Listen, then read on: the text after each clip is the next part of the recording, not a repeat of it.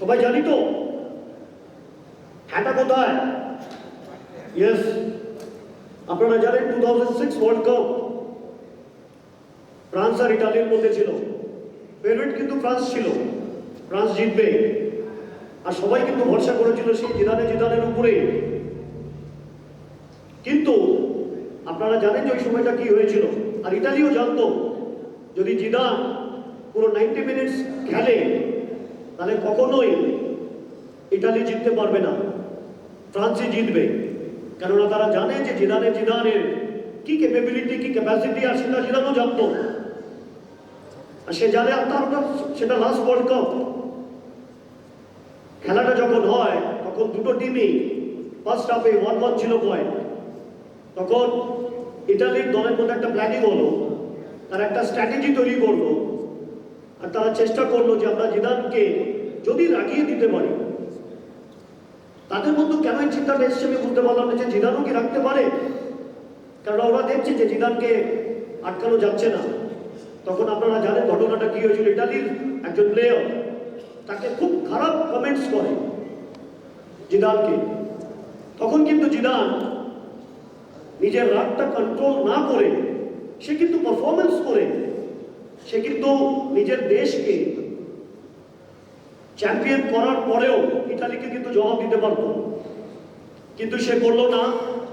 সে কি করলো? রিয়্যাক্ট করলো, সে রেসপন্ড করলো না। সে যদি রেসপন্ডই করতো তাহলে কিন্তু সে নিজের পারফরমেন্সের মাধ্যমে ইটালিকে হারাতে পারত। সেটা এখনো পিছিয়ে পস্তায়। আর আপনি জানেন যখন ওই মাথা দিয়ে ওই প্লেটটিকে মারে তাকে রেড কার্ড দেখানো হয় এবং তাকে বের করে দেওয়া হয়। তারপরে ফ্রান্স আর পারফর্ম করতে পারেনি ঠিকঠাক। জিদান কিন্তু এখনো সেই দিনটাকে, সেই সন্ধ্যেবেলাটা, সেই রাত্রিবেলাটাকে ভুলতে পারছে না। ওকে যখনই পার্সোনাল ইন্টারভিউ নেওয়া হয় তখন একটা কথা উনি বলেছিলেন যে আমি ভুল করে ফেলেছি, আমি রিয়্যাক্ট করেছি, আমার রেসপন্ড করা উচিত ছিল। Sir, wonderful lesson. এই যে আজকে আমরা বসেও আছি, হতে পারে আমরা নিজেদের মধ্যে কিছু ভাবছি, কেউ আমাদের কোনো কমেন্টস করলো, কেউ কিছু বললো প্রফেশনাল লাইফে, পার্সোনাল লাইফে। এটা আমার হাম্বল রিকোয়েস্ট, এটা আমি আমার জীবনে অ্যাপ্লাই করি। রিয়্যাক্ট করে স্যার কোনোদিন কোনো কাজ লং রানে অ্যাচিভ হতে পারে না। তো এখান থেকে একটা ফেমাস স্টোরি, এখান থেকে একটা টেক অ্যাওয়ে আমার মনে হলো। আমরা বসে আছি, আমার কাছে হয়তো অতটা সময় থাকবে না গল্পগুলো শেয়ার করার জন্য, তো মনে হলো যে এই গল্পটা শেয়ার করি। স্যার, আরেকটা ছোট গল্প দেখুন, অপরচুনিটিস দিচ্ছি আমরা। আপনারা কি সবাই জানেন যে বাটারফ্লাই, প্রজাপতি কুকুন থেকে বেরোয়, রাইট?